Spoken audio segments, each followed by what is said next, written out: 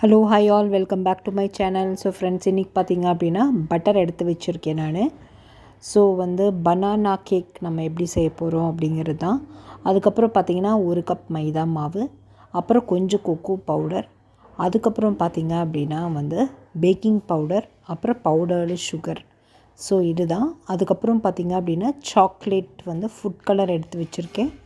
So இதுதான் friends. இப்போ இதில் சுகர் ஆட் பண்ணிக்கலாம்.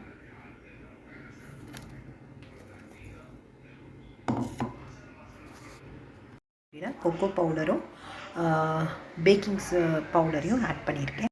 கொஞ்சம் சாக்லேட் ஃப்ளேவர் ஆட் பண்ணிக்கிறேன், ஃபுட் கலர். அதையும் போட்டு நல்லா மிக்ஸ் பண்ணி எடுத்துக்கலாம். அப்படின்னா நான் கொஞ்சம் பால் ஆட் பண்ணியிருக்கேன்.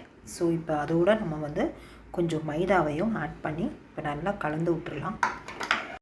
பாருங்கள், இப்போ நான் பால் ஊற்றி நல்லா பிளெண்ட் பண்ணி எடுத்திருக்கேன்.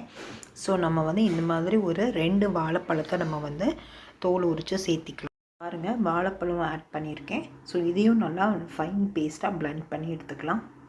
ஃப்ரெண்ட்ஸ், இப்போ ஒரு கேக் டின்னில் நம்ம பிளெண்ட் பண்ணி வச்சதை நம்ம கேக் பனானா கேக்கோட பேட்டரை நம்ம ஊற்றிக்கலாம்.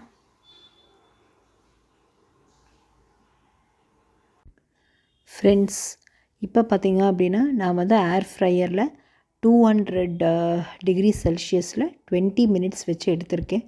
ஸோ பார்த்திங்க அப்படின்னா ரொம்ப நல்லா ஃப்ளஃபியாக நம்ம பனானா கேக் ரெடி ஆகிடுச்சு. ரொம்ப சாஃப்ட் அண்ட் ஃப்ளஃபியாக இருக்குது. நீங்களும் செஞ்சு பாருங்கள்.